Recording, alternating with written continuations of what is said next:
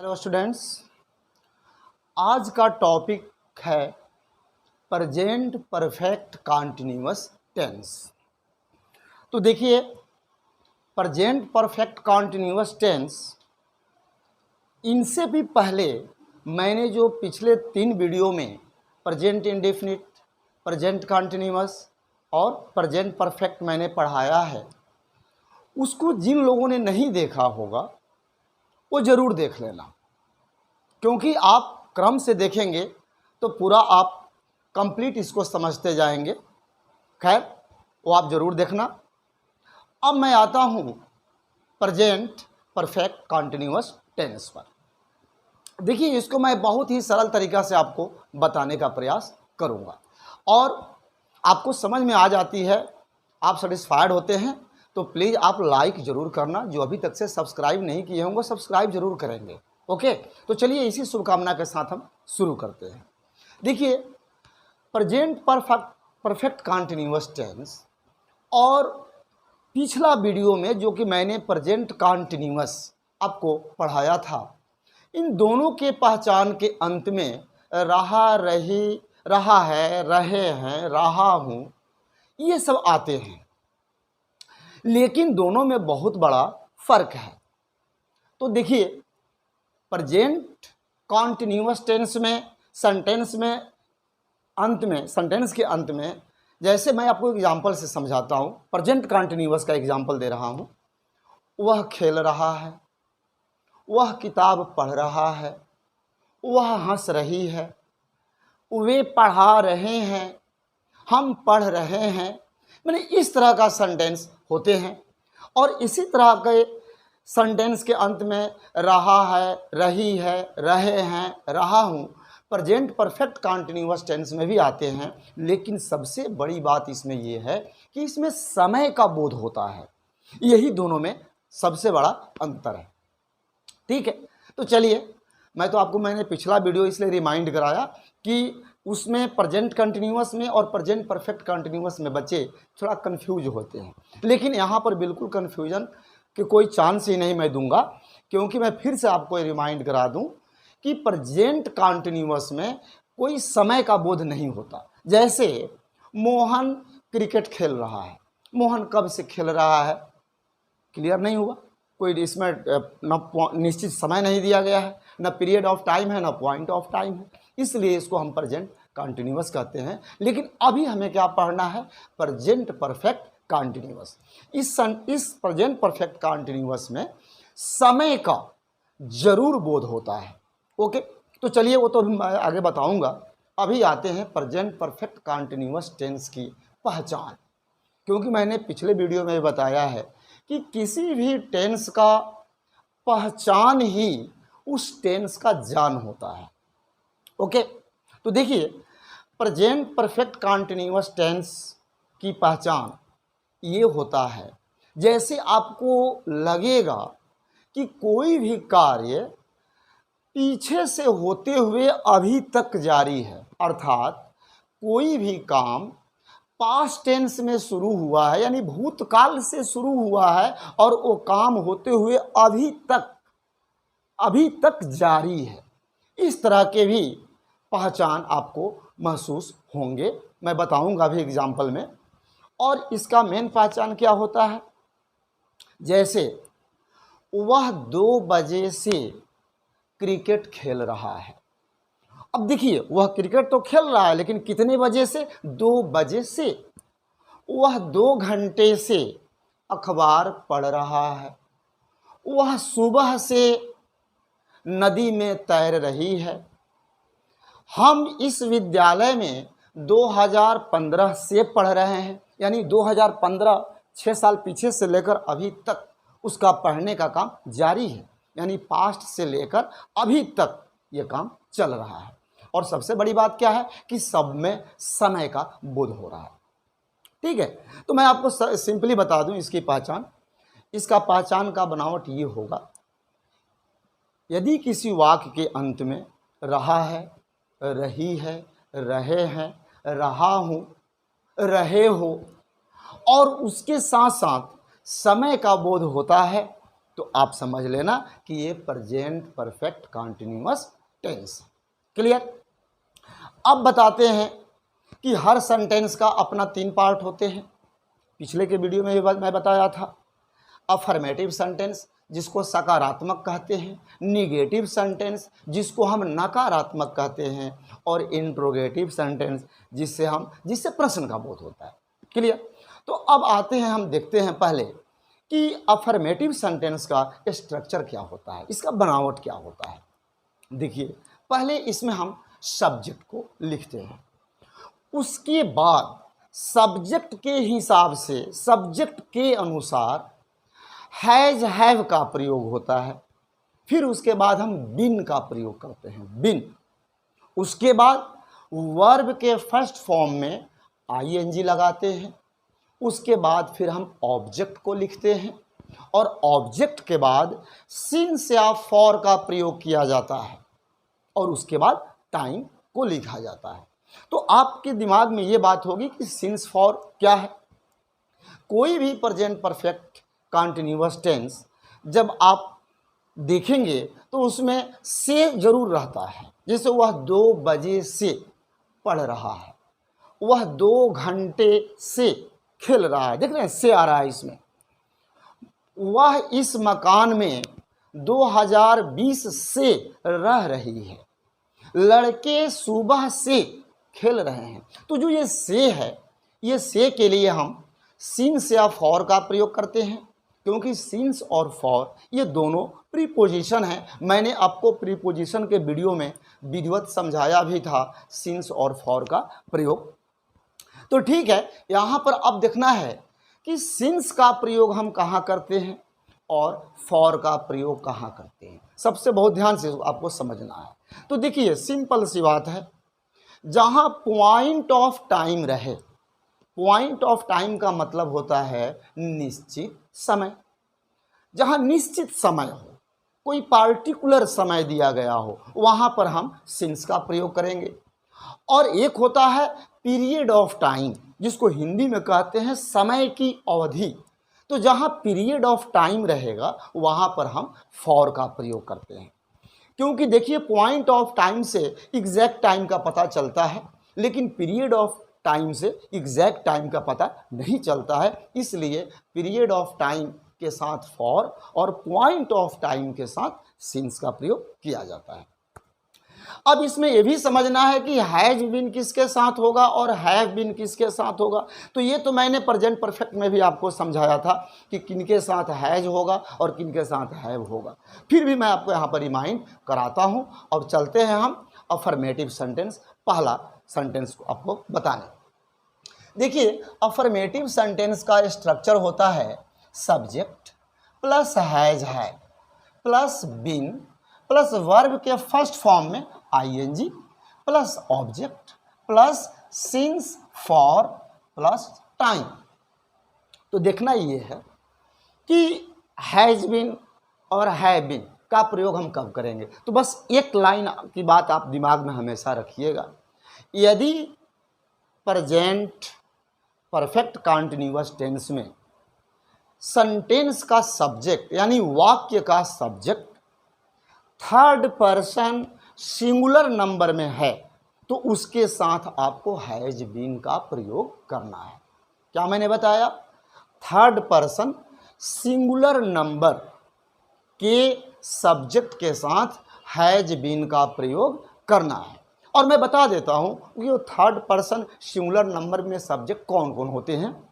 He, she, it या कोई नाम, लेकिन नाम एक आदमी का नाम होना चाहिए, डबल नेम नहीं, फिर तो प्लूरल हो जाएगा। तो क्या होगा? Third person singular number he, she, it या कोई नाम, इनके साथ आपको हैज बीन का प्रयोग करना है। बाकी अन्य कोई भी सब्जेक्ट रहे इनके अलावे, ही, सी, इट या कोई एक व्यक्ति के नाम के अलावे कोई भी सब्जेक्ट रहे तो आप उसके साथ हैव बीन का प्रयोग करेंगे। क्लियर? आइए अब देखिए, मैंने यहाँ पर कुछ एग्जाम्पल दिया है। जैसे यहाँ पर है कि he has been reading a book for 2 hours, वह 2 घंटे से किताब पढ़ रहा है, वह 2 घंटे से किताब पढ़ रहा है। यानी अभी जब बात कही जा रही है कि वह 2 घंटे से किताब पढ़ रहा है, यानी पास्ट के 2 घंटे से, यानी पीछे 2 घंटे से पढ़ते हुए अभी तक उसका पढ़ने का काम जारी है। तो यही इसका मेन पहचान है। और समय भी दिया गया है 2 घंटे, वह 2 घंटे से किताब पढ़ रहा है। देखिए सब्जेक्ट है ही, अब ही क्या है, थर्ड पर्सन है, सिंगुलर नंबर है, इसलिए इसके साथ हैज का प्रयोग किया जाएगा, यानी हैज बीन कही। और उसके बाद क्या है, बीन भी आ गया। इसके बाद वर्ब के फर्स्ट फॉर्म में, यानी कि वर्ब का फर्स्ट फॉर्म क्या है, रीड, और इसमें आईएनजी लगा हुआ है। और ऑब्जेक्ट क्या है, अ बुक। अ बुक, अब 2 घंटे यानी कि ये पीरियड ऑफ टाइम है, इसलिए यहाँ पर फॉर का प्रयोग किया गया है, 2 आवर्स, यानी फॉर को लिए, और 2 आवर्स क्या है, टाइम है। ठीक है, अब ये भी थोड़ा सा समझा देते हैं आपको, क्योंकि थोड़ा आप कंफ्यूज होंगे कि सिंस, ये तो मैंने बता दिया कि पॉइंट ऑफ टाइम और पीरियड ऑफ टाइम, लेकिन थोड़ा मैं इसको और स्पष्ट कर देना चाहता हूँ। देखिए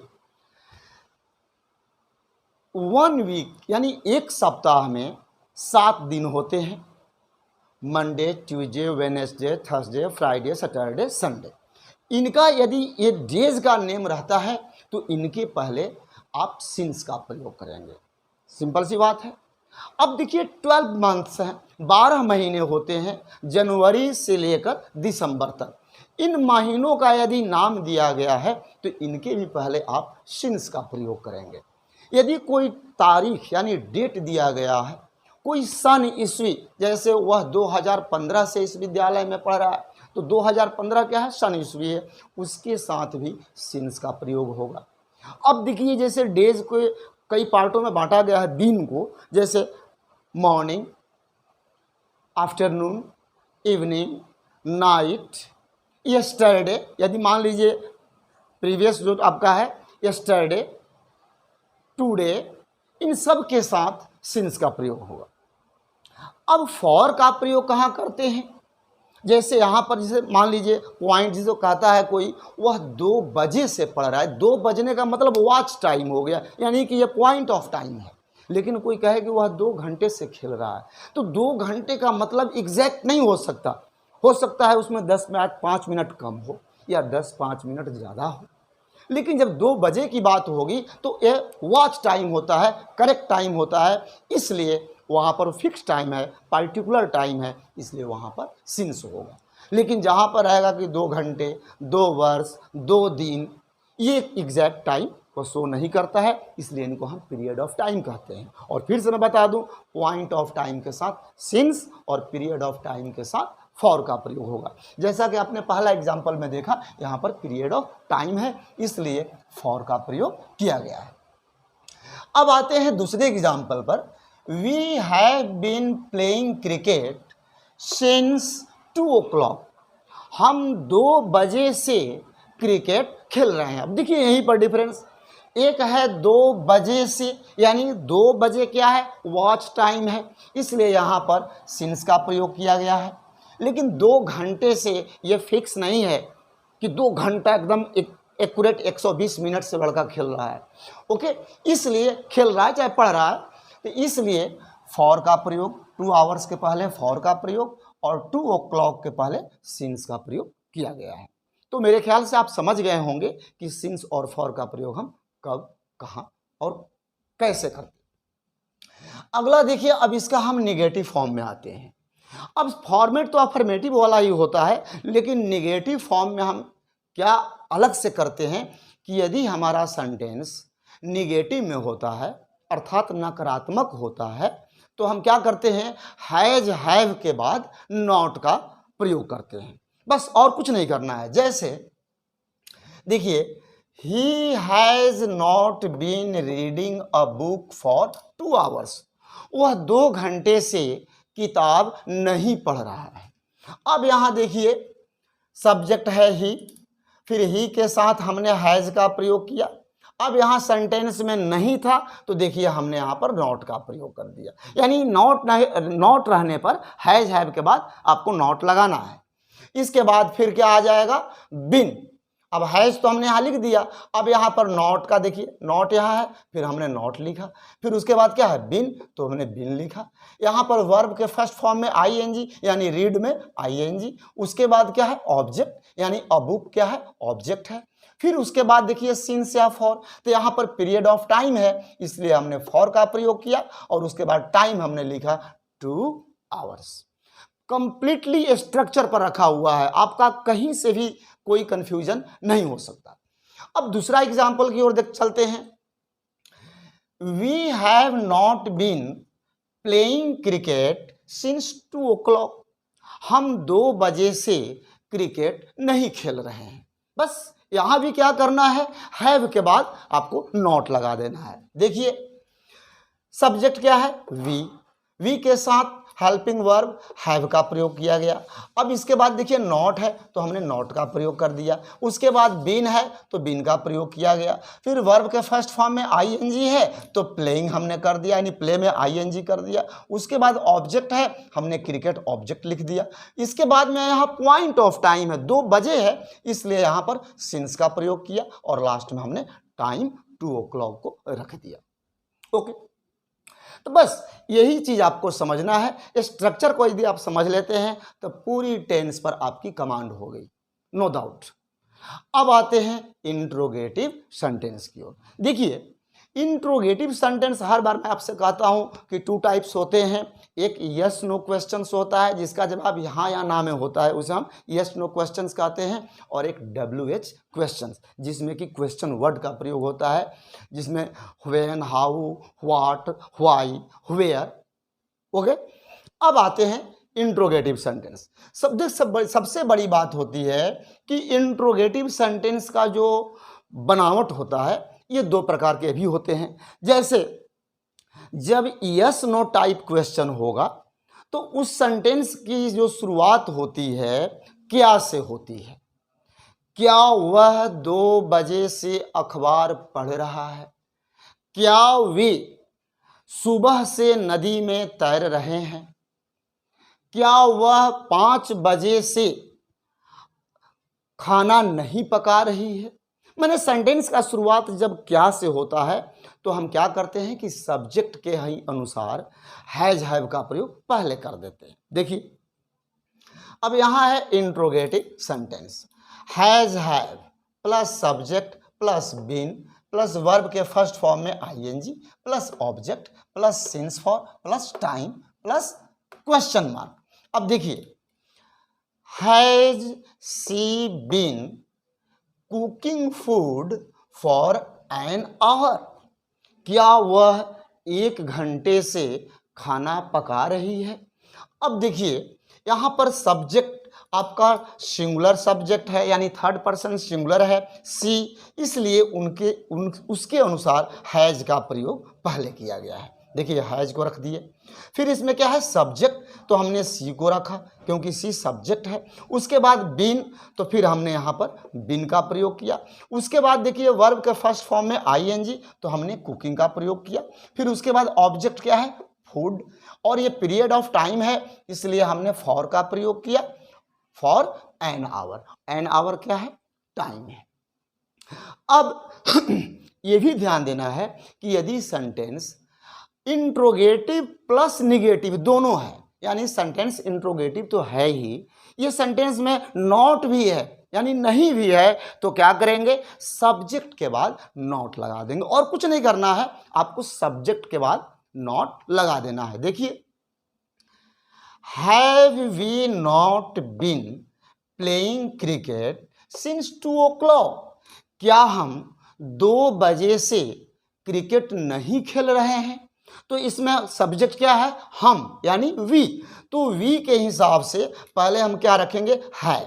देखिए हैव है, इसके बाद सब्जेक्ट है तो सब्जेक्ट क्या है वी, अब इसके बाद नहीं है इसमें तो हम सब्जेक्ट के बाद नॉट लगा दिए, उसके बाद क्या है बिन तो हमने बिन रखा, वर्ब के फर्स्ट फॉर्म में आईएनजी तो यहाँ पर हमने प्लेइंग में यानी प्ले में आईएनजी कर दिया, इसके बाद क्या है ऑब्जेक्ट तो हमने क्रिकेट ऑब्जेक्ट को रखा, इसके बाद यहाँ पॉइंट ऑफ टाइम है यानी 2 o'clock है इसलिए सिंस का प्रयोग होगा, हमने रखा सिंस, और 2 o'clock क्या है टाइम है, टाइम कहता है यानी कि 2 o'clock टाइम है और उसके बाद आपको क्वेश्चन मार्क लगाना तो अनिवार्य है ही।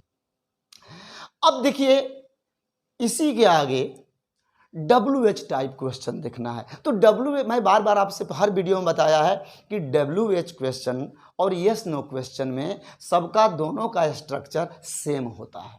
बस WH क्वेश्चन में क्या होता है कि इस तरह के सेंटेंस में वाक्य के बीच में कब, कौन, कहाँ, कैसे, क्या, ये सब आते हैं। कहाँ, तो इनका बस उठा करके कब, क्यों, कहाँ का हम मीनिंग को सबसे पहले लिख देते हैं और कुछ नहीं करना है। उसी को तो क्वेश्चन वर्ड कहते हैं। देखिए WH क्वेश्चन का स्ट्रक्चर होता है question word plus has have plus subject plus been plus verb के फर्स्ट फॉर्म में ING plus object plus since for plus time plus question mark.